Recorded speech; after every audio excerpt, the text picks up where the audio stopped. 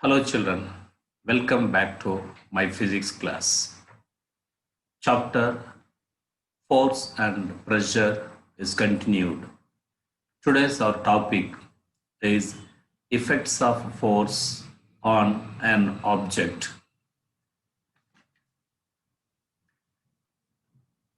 Let us consider some examples like playing volleyball, cricket or baseball like that. In a game of volleyball,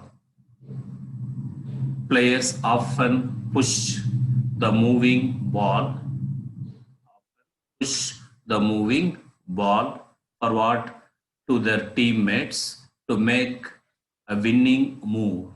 Sometimes the ball is returned.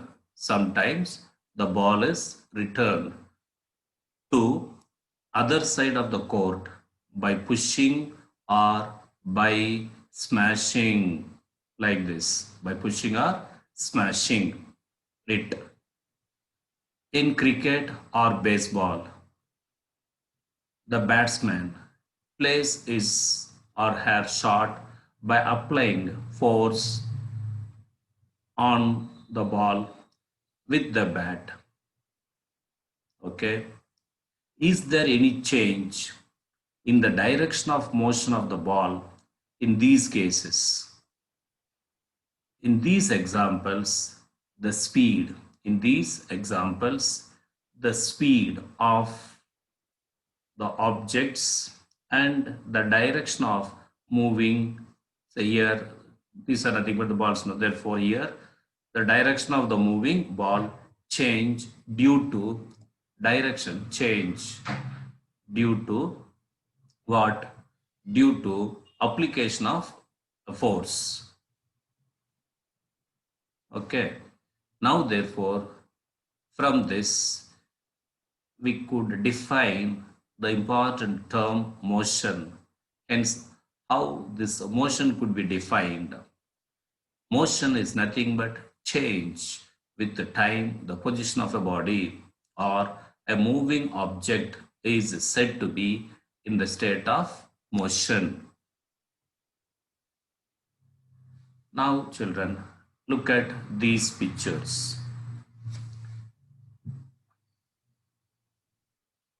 A ball, or let us place a book kept on the table. Next, look at this. While taking a penalty kick,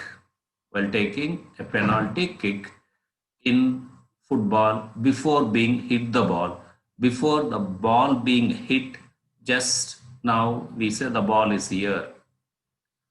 Goalkeeper, see this one, goalkeeper dives or jumps up to save the goal, to save the goal.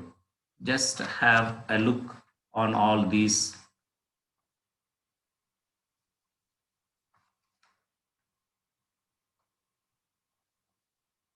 So here, after observing all this, we could define the term rest. What is rest?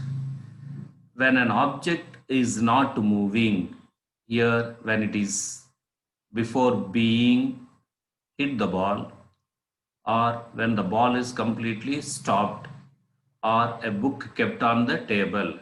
Hence, when an object is not moving, that is a stationary object, is said to be in the state of rest.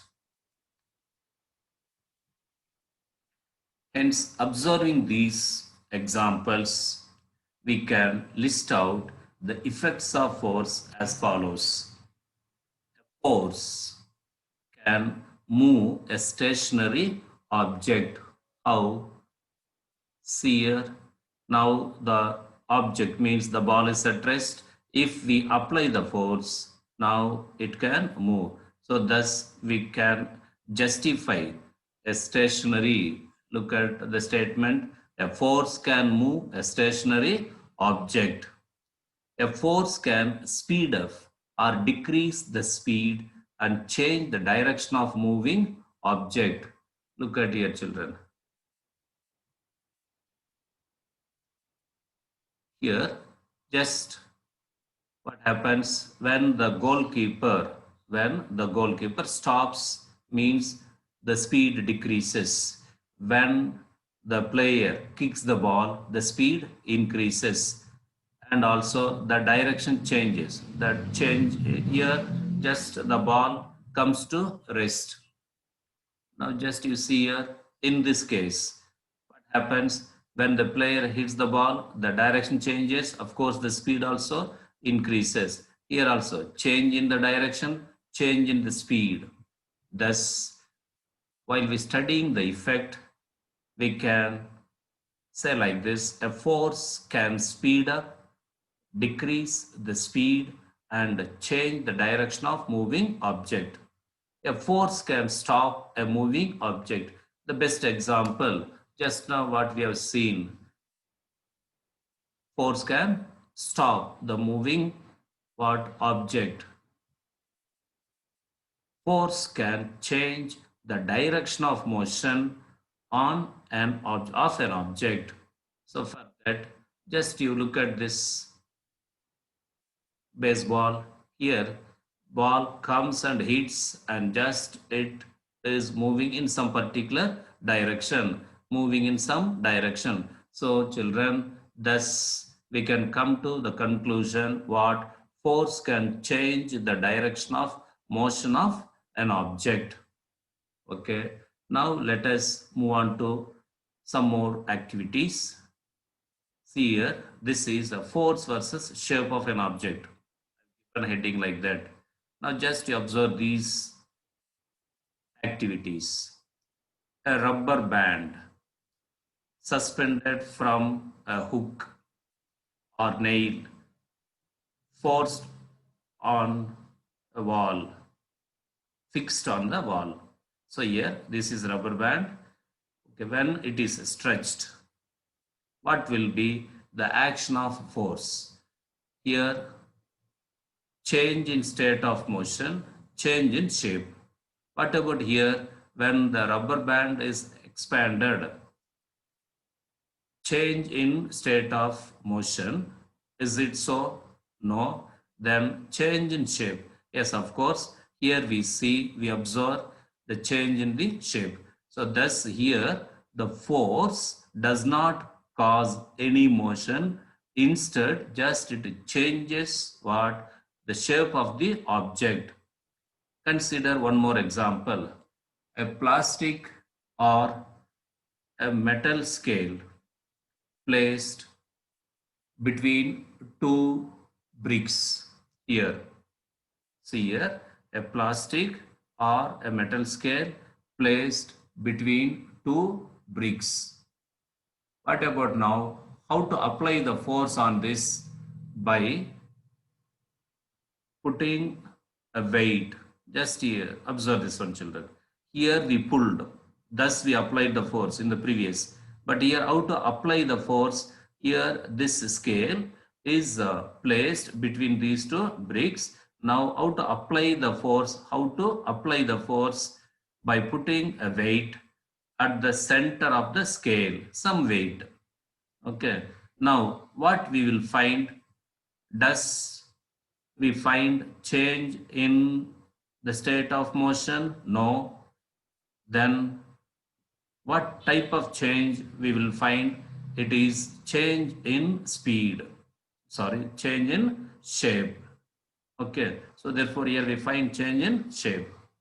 Next here you observe a sheet of any paper. You take any paper, children. By crumpling it with both hands, you know that one.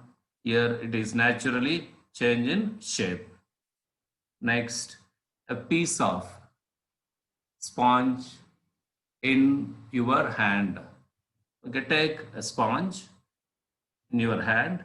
Then how to apply the force? We know by pressing it with your hand. What you will see? Will you see any motion? Does it move? Means no. Mainly here we find what? The change in the shape. Hence, from the above examples, These examples or above examples show how use of force in different ways can change the shape of the object. Here we pulled, here a force is placed on the scale. Okay, children. Now here it is squeezed like that, here it is pressed and so on. Therefore, from the above examples, or the above examples show us what use of force in different ways can change the shape of the object. Also, forces can change the shape of an object. Now, I shall conclude today's our topic with questions and answer format.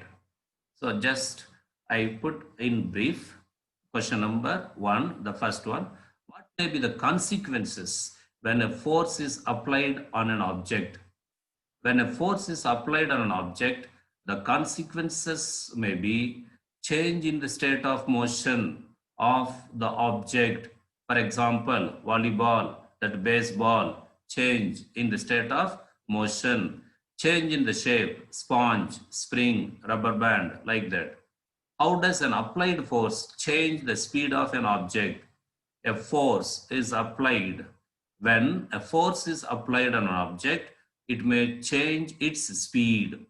Okay, children. For example, before, what about the football player? Okay, penalty kick. What happens? It is at rest. When the ball is kicked means it gains the speed. So therefore we find change in the speed. If the applied force is in the direction of motion of the speed of the object, it increases. Naturally, when an object is moving, again, if we apply, we find what increase in that. If the force is applied in the direction opposite to the motion, best example, in case of football, the goalkeeper, okay, he to apply the force, but in which direction? Just in the opposite direction. That's why it results what? In the decrease in the speed of the object. Thus, how does an applied force change in the speed means? It may increase if it is what? In the same direction. It may decrease if it is in the opposite direction. What is meant by change in the state of motion?